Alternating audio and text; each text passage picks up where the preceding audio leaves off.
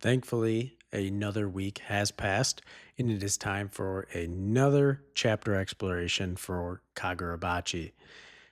And I'll tell you guys what, I loved the last chapter, and I am hoping that yet again we get another exposition heavy chapter this week, which I think the trend will continue considering where we left off and how much ground needs to be covered in regards to the Enchanted Blade and the plan that they're putting forward and some of the interactions that we need to potentially see between Kunishige, Chiaki, bringing Akimura into the fold with his relationship that builds with Kunishige, and just so many different facets, even prior to the war, begins. And I'm absolutely loving this flashback, but that's pretty much it from a, pre chapter thoughts. For me, I'm just hoping, like I said, I want more lore on any of like the sorcery families, any more exposition on any of the major characters that we have in the series. And I'm hoping that we just get more and more detail regarding the actual process or specific nature of the forging for the enchanted blades, because then that will better arm us with information regarding when we flip back to the current day perspective with Chihiro and his journey of attempting to reforge his own enchanted blades for the continuation of the actual current timeline of Kagurabachi. So that is pretty much it for me. I'm just excited to get into this chapter, and I hope you guys are as well. So I am not seeing a title for this chapter so far, but in this first panel, they're overlooking the Enchanted Blade plan that we saw the manuscript for at the end of last chapter. And it says March 21st, 3 a.m. So this is literally in the middle of the night. Meeting of experts regarding the Enchanted Blade plan. We believe that in theory, the enchanted blade proposed by Master Urita could be realized. So Subaru was a major contributor to the proposition of this plan. It all hinges on the ability to create a vein of ore in the katana, which is what Subaru had spoken about in regards to why his blades were so far superior to other swordsmen's and why they were so lethal when it was combined with spirit energy. This enables the blade to be charged with spirit energy like a battery, allowing the wielder to command enormous quantities of energy. However, there's one major barrier. The Datenseki is an iron ore. Before it can be forged into a katana, it must first be refined into steel. Okay, so they got to go through the refining process before they can actually use it as and be forged into a katana.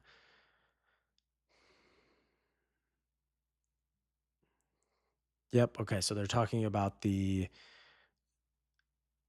aspect of the Datenseki and how it is heat reactive. We saw that when Rokuhira first got his hands on that little piece of Datenseki that Shiba and Mashiro had brought him. And when its temperature is raised beyond 1000 degrees, it amplifies the fire and triggers an explosion of unfathomable magnitude. I feel really bad for whoever actually found that out in practice because you just know, since they had no idea what was going to happen, they didn't have eyes like Rokuhira. They just got absolutely obliterated just trying to figure out what to do with this stuff. No matter how you run how we run the math, people will die. Exactly. Nice. Nice. And they're like, and supposedly this swordsmith named Kunishige Rokuhira, says he can do it alone. His explanation is extremely vague, but it's worth a try. Based on what?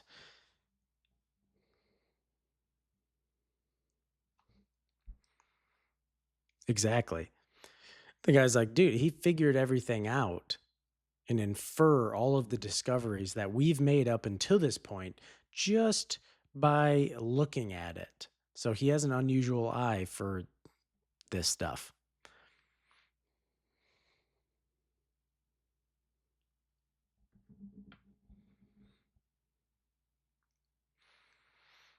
Okay, so they're kind of like stress testing. Um, what was this guy's name? Hasumi? No. Sorry, guys. I'm just want to make sure that I get his name right. Yeah, Hasumi. Okay, so I got it. I got it. I was locked in there. I'm like, why doesn't that sound right to me? But they're trying to stress test Hasumi here. Basically, like they he this guy's asking him, well, like you could have just tipped him off in advance. Basically gave him all of the information because he was an unauthorized visitor in the first place. Now we know it was Shiba just acting on his own, but even Hasmi here is like, why would I do that? And the guy's like, well, good question. And this swordsmith, apparently he's very young with minimal qualifications, hardly any track record. We're just going on Master Urita's recommendation. He's only sold 3 katana. But hey, game recognized game. Your expert that you brought in Subaru, who you guys consider a national treasure with his ability to forge katana, is vouching for Kunishige. That alone should put his qualifications to rest. Like you don't really need to discuss it further past that point because there's no benefit for Subaru to potentially lie in any regard.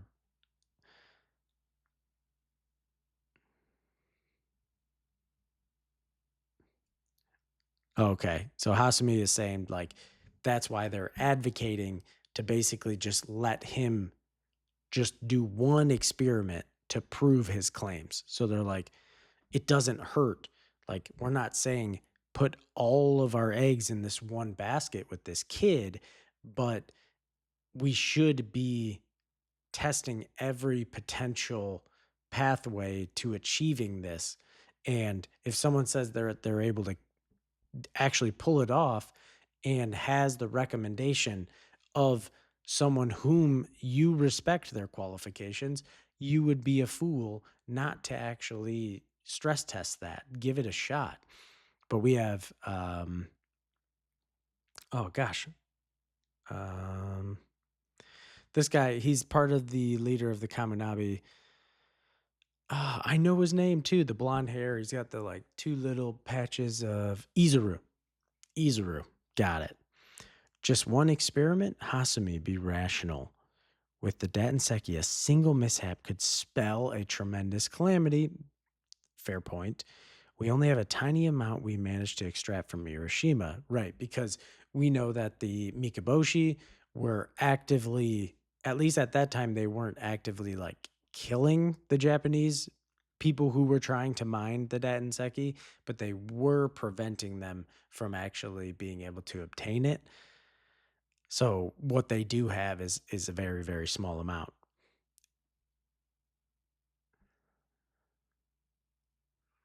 Okay, bro. Izuru, you like that's you're going he's going a little far here. Like I understand the skepticism about entrusting such an important asset to this one unknown person, and because it does, like he says, it's the fate of their nation. But then he calls him a two-bit swordsmith. And that's where it's like that is purely just your personal opinion because you don't know the guy. But again, he was recommended directly by Subaru, who is a national treasure at forging katana. So how could you possibly be like, "Oh yeah, this guy is obviously trash. Like he's a two-bit swordsmith." He wouldn't get a recommendation from Subaru if he was not legit. Like you're clearly a smart person to be in this position, Izuru. Like you should be able to put those two things together without your emotions or bias getting in the way. But he is still pretty young here. He saw Mashiro's corpse. No wonder he's frantic. Oh, they're saying about Hasami that he's a bit more frantic right now. Okay, guys. Uh yeah, he of course he is. That was like one of his dudes. Oh, and we're seeing an assistant lady come up to the main, what I'm assuming is like the main sorcery bureau guy. He's got like the goatee and the glasses and like the fuzzy eyebrows. We've received a response from the Kagari clan. Okay, the Kagari clan got dropped last chapter when it they were talking about potential deterrence for the Mikaboshi when they were talking about Flamebone of the Starving, which we know Hiyuki is the current wielder of the Flamebone. So we've received a response. Flamebone of the Here we go. Flamebone of the Starving, the mystical weapon proposed to counter the Mikaboshi, belongs to the Kagari clan of fire sorcerers. Okay.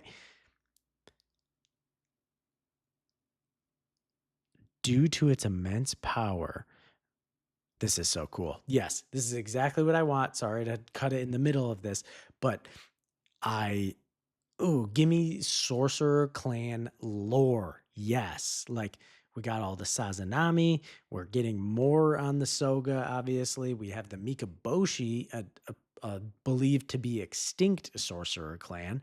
And now we have the Kagari Clan with a character of the current timeline in Hiyuki that more than likely is going to serve a large purpose in the story going forward. So just I love some sorcery clan lore. That was something in like if any of you read Jujutsu Kaisen, I absolutely loved it. And Gege didn't necessarily go super deep with the lore for the clans. He had the setup to be able to do so, but he didn't really like to him it didn't I guess it wasn't just it wasn't integral to the story he was trying to tell, which fair, we mainly focused on Jujutsu High. Sorry, not to go off on a JJK tangent here, but I am happy to see Hokazono giving us a little bit more context for his sorcery clans in his series. So, due to its immense power, very few are able to wield Flamebone, and we're seeing. So there's this woman. There's three people. The one on the we have a guy with like the long split mustache. Then we have a woman in the chair, and her belly looks to be exposed. So I'm assuming she's pregnant, but there's like these little symbols on her belly. And then the to the left, there is someone who looks extremely similar to Hiyuki, but I believe at this time, yeah, that person looks a lot like Hiyuki. So maybe a sibling, maybe that's what I'm thinking because very few are able to wield Flamebone. The wife of the patriarch will give birth in 6 months. Okay, so that must be the patriarch, the guy with the uh, long, kind of Fu Manchu mustache. Apparently, she suffered burns to her stomach due to her pregnancy. What? Normally, it's impossible for a member of the Kagari clan to sustain burns based on their physical makeup. That is sweet. So they have a natural resistance to fire because they are the fire sorcery clan. That's so cool. I mean, like the Soga had the Kurotsuchi sorcery, which required you to have like absurd physical reinforcement, which is what Hiroto had. But he was the last living member of the Soga clan and the sole practitioner of that sorcery. So now that's gone from the Soga clan. Not, it could show up in future generations, I believe, but at least currently in this flashback, there's nobody else who has it. And then obviously the Sazanami clan had the through the patriarch passing it down, had the storehouse, and they had the ISO or ESO shockwaves.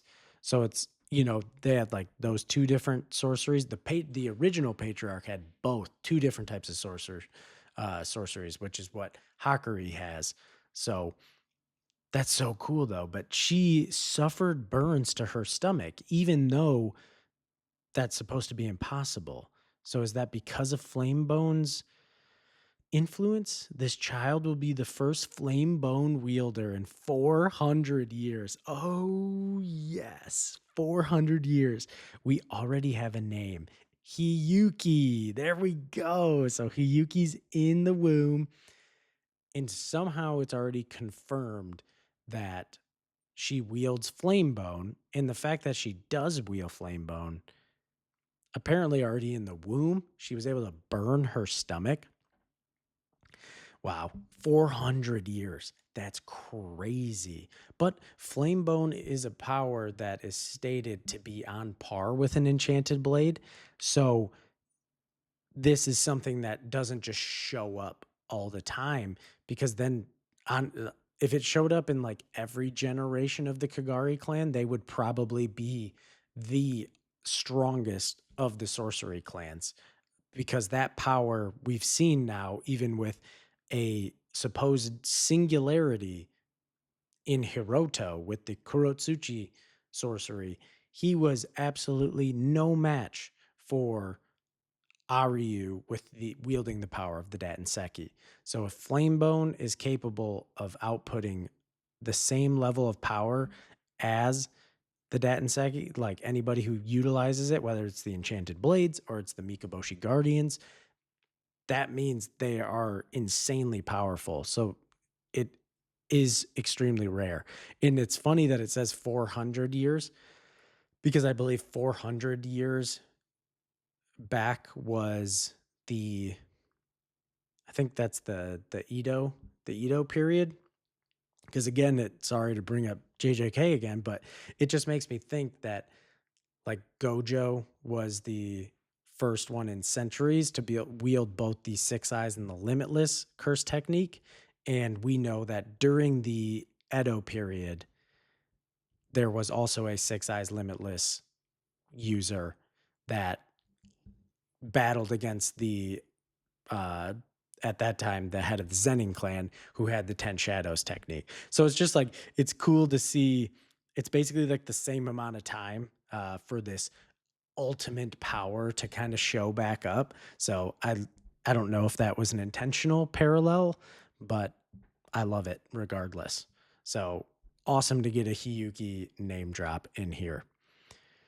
So now same day 7 a.m. Sorcery Bureau, and now we've got just the round table. So it's not like the whole group of meetings with all the experts. 3 months, but that's still for 6 months. That right? Yeah, she'll give birth in 6 months. So she's only 3 months pregnant at the time. 3 months after birth, they can begin test runs, after which various fine tuning will be required so that Flamebone can be wielded a year from now. A year from now? So Hiyuki would be a 6 month old baby, and somehow would be wielding Flamebone? How does that even work? In other words, if we wait 1 year, we have a chance at victory. A year? Yo, I don't think you guys understand. Shikoku and the Mikaboshi are not going to just wait around for a year. And then you're going to rely on a 6 month old baby with like a godlike power. That's nuts. It's much more realistic than this enchanted blade business. This is more realistic for a 6 month old baby What? Realistic? To wait a year? Exactly. They'll invade before then. We have to buy time. Yo, you guys are crazy. What are we talking about? Chapter 123. Here's the title. Chiaki. Okay, so we're getting some Chiaki lore. Let's go. I actually really want this because like Chiaki and Kunishige's relationship and obviously the relation to to their son Chihiro, like this, because then now with Chiaki, you know, us finding out at the end of the Kaminabi invasion arc, like that Chihiro is part Soga, he's related. Akimura is his uncle, making Chiaki his mother. Even though the power of like the premonition and like the future sight and the prophecies f- only typically travels down the Soga lineage to the princesses, to females. I'm wondering if we're going to get like some weird, odd situation and Chihiro may gain access to the ability of prophecy.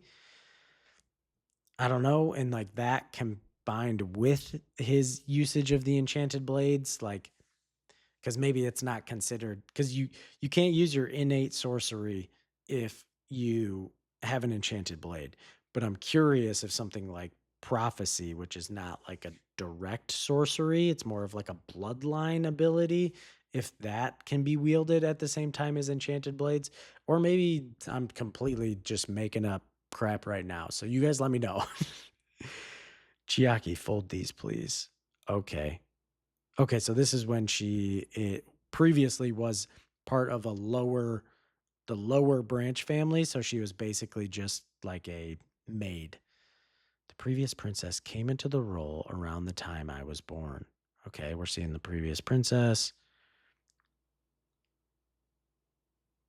Looks very somber and sad. I mean, the ability of the prophecy is it probably weighs heavily on someone.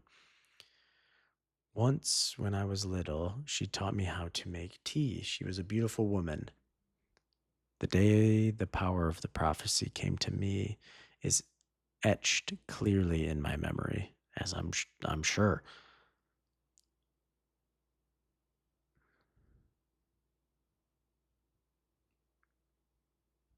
Yep. Okay.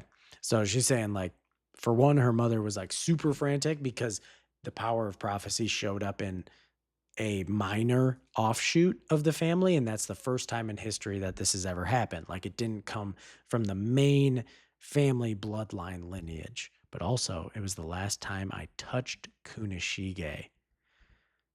Oh, look at them. She's like, right. Oh my gosh, he's giving her a piggyback. That is adorable. I love this. Oh, but then it makes me so sad for both of them. I was outside that day when I suddenly lost consciousness. So we're seeing Chiaki be like carried away, and it looks like her mother is talking to Kunishiga here. Kunishiga carried me home. Oh, so she's like unconscious on his back. Apparently, my mother gave him a good scolding. All right, lady. He brought her back safe and sound, treated her with great care. Like, get out of here. And we're seeing young uh Shiba Kunishige and Azami So-chan. Kunishige was part of a gang of neighborhood kids I used to play with when I didn't have chores. Little squirts is Kunishige's. He's always had that weird like grin on his face. Yeah, so go. Okay, yep. Got them all playing. That's so cute. A bunch of dumb kids doing dumb stuff together. I love it. Kids being kids, man. It's sad. Like I feel like nowadays that there's so much less of that. Like at kids these age, like young kids, I feel like still get the opportunity to be kids, but with social media and everything nowadays online, it's like kids, I feel the need to like grow up and mature a lot faster, at least on the outside, which is a shame because man, just going out and playing and just you know, getting into stuff you're not supposed to with your buddies and like your neighborhood friends, that's just like core memories for me. I don't know about you guys, but that's something that I personally want for my kids to have. I want them to be able to share that experience as well because I think it is great. So it's really cute to see all of them being able to do that. You can't play with those kids anymore. Yep. Starting today, you represent our system of order. You have a very important job protecting our society. You were chosen by fate. It's a tremendous honor and a tremendous burden. How about you throw that in there as well? I was hardly allowed outside anymore, and I wasn't allowed to hang out with some nobody guy.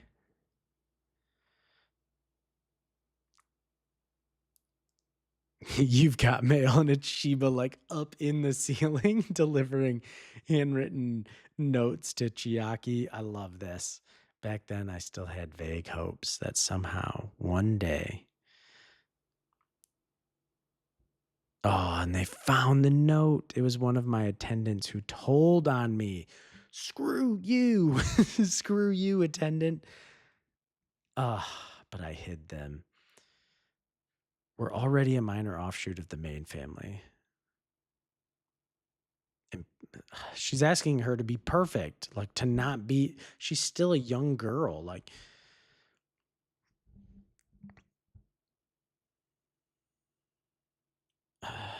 that's terrible. Maintaining order requires that all sorcery clans follow unwritten rules.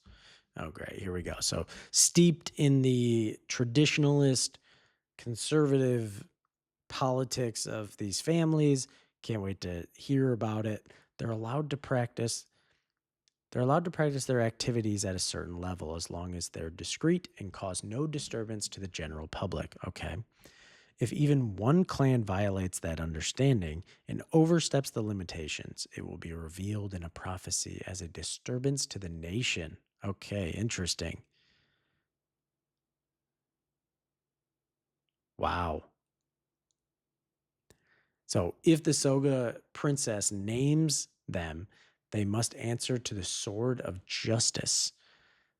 And so the princess's prophecies could even determine the survival of the clan, which relates directly to what Aryu spoke about last chapter on how the Soga princess from back then, like in the past, had basically accused them of intention for like bad deeds. And I was just curious, and I'd love to hear from any of you, where it's like that's basically what they're describing here. It's the princess's job to maintain the order by making sure nobody steps out of line. But what if the princess either themselves has ulterior motives or someone has kind of a bit of an influence over the princess and gets them to kind of not lie, but I mean, maybe lie. Like I said, maybe the Mikaboshi weren't at that point. They were isolated on the island. Most of them were probably wiped out. Maybe they truly did just want to live in peace at that point. But someone in the Soga clan wanted to completely eradicate them from history so that they could rise to be the prominent sorcery family in Japan. Because that's exactly what happened.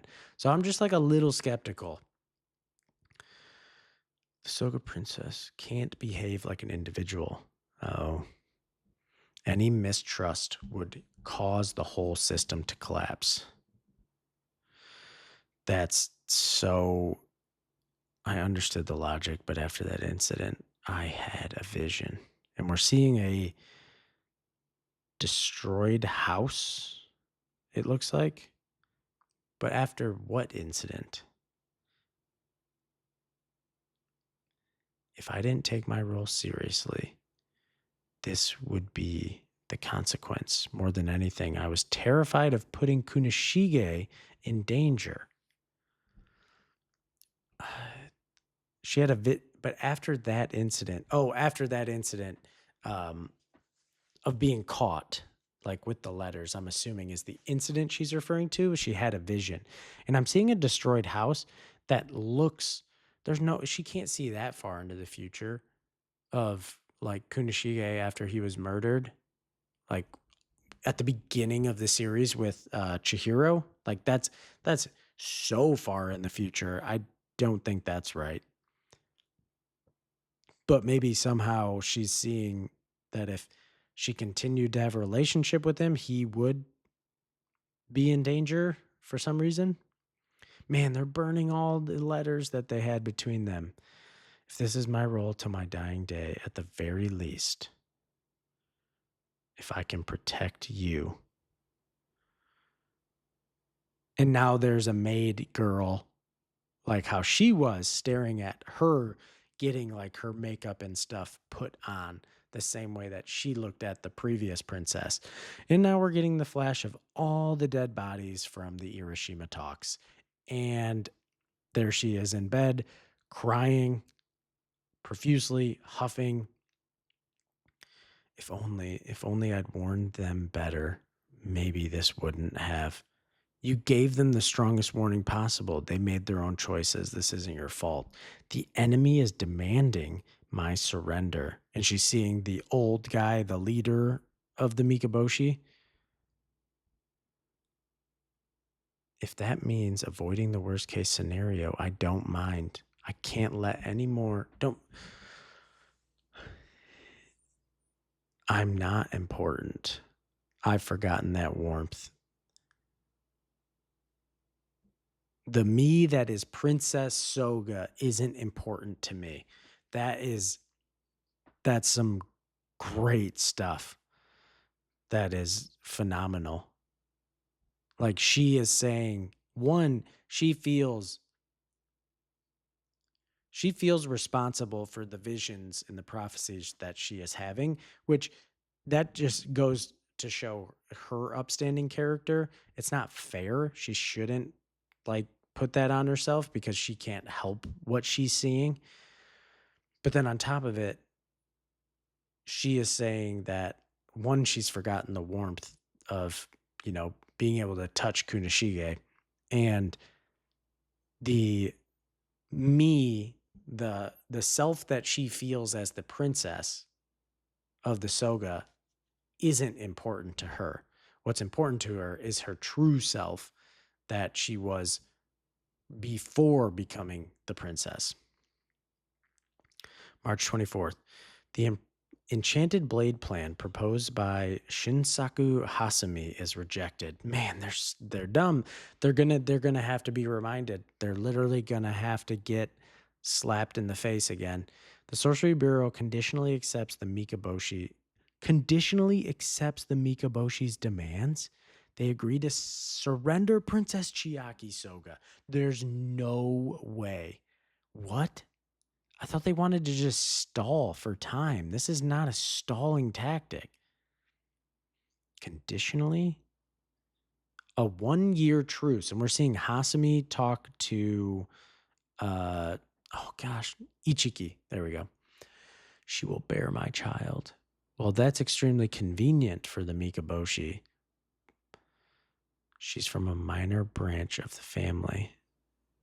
And there hasn't been an official announcement, but 6 months ago, a baby girl was born to the Soga clan's direct lineage. Even if Princess Chiaki has a baby, the power of the prophecy will pass to the child descended from the core bloodlines. Are you sure about that? Are you sure? Because the fact that Chiaki got the power in the first place would suggest that maybe your old ways of how it works, maybe you don't fully know and have the full picture. So I wouldn't be too sure about that. But this is crazy.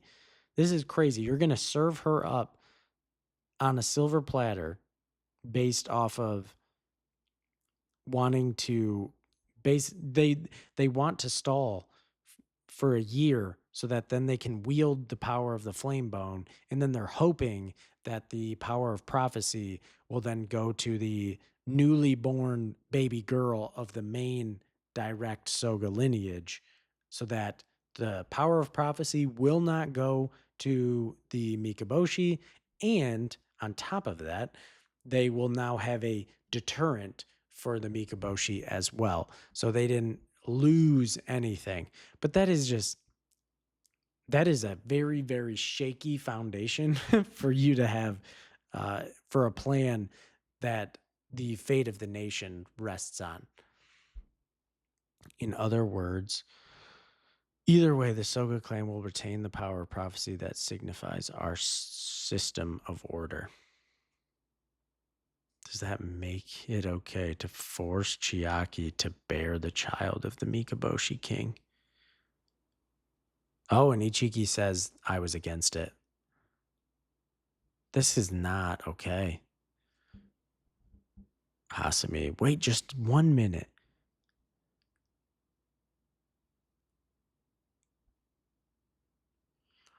Yeah, he says exactly what I just had said a second ago. Like, what makes you so sure that Chiaki's child won't be the one to inherit the power? It's never showed up in a minor branch before.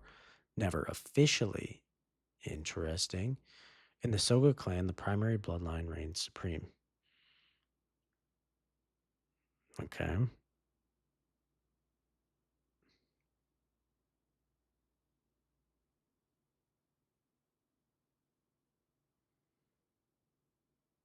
What? So this is what he's basically saying that the Soga clan, they didn't want to say it out loud, but they've been waiting for an opportunity basically to get the power back to the main primary bloodline. And since the Sorcery Bureau is in such a beneficial relationship with the Soga clan's allegiance, they are also in like they're just in cahoots together. And Chiaki agreed to it, but she's agreeing to it just she's agreeing to it because she's such a good person. But this is just not, this is so wrong. The Hasumi continues, the Hiroshima incident was extremely upsetting for her. They're taking advantage of her vulnerability. Exactly. Year from now, if we can command Flamebone, our chances improve dramatically. But if they invade us now, all is lost. So he's basically saying, hey, it's hopeless right now. So we have no other choice. Which I still I don't agree with that. You do have a choice. The Enchanted Blades. And then we see a note from Chiaki. When my blank me met the I want to see you again, Chiaki. Okay, so maybe this is a note for for a meetup. Are we getting a Kunishige Chiaki meetup prior to her being served up on a silver platter to the Mikaboshi? And then we have this final panel, a gorgeous panel of Kunishige, and he just looks locked the F in. Like, Kunishige does not look like this. Like, almost ever. He's so goofy and almost like barbarian looking. But this panel, he is not playing around because it has to deal with Chiaki. And clearly he has some deep affection for her. And I'm assuming he's going to try to save her from this situation. And maybe that has to do with proving that he can create the enchanted blades under a very short time constraint, and maybe even without anybody's consent. So having to steal the Datenseki himself, or somebody does, I don't know. Maybe Shiba with his, you know, Itazura, wicked trick. hop in, get the Denseki, give it to Rokuhira. Let's go forge it in solitude. That's what I'm hoping for. Maybe a secret undercover. We're doing this, we're saving our friend, and we're coming up with the solution that actually gives us a chance against the Mikaboshi. Wow. Okay. That is chapter 123, exploration, done. Honestly, I think I pretty much covered all the thoughts that I wanted to as I read through this one. So, not gonna. I don't really have any post chapter thoughts, but I loved this chapter. I feel like I'm saying that after every single chapter that has been the case for Kagurabachi for a while now. But this flashback has been incredible. So, love to hear from you guys, any of your thoughts on the chapter. I hope you enjoyed the exploration. If you have made it this far, I greatly appreciate you. And I hope you guys are having a great day or night wherever you're at. And I will catch you guys in the next one. Peace.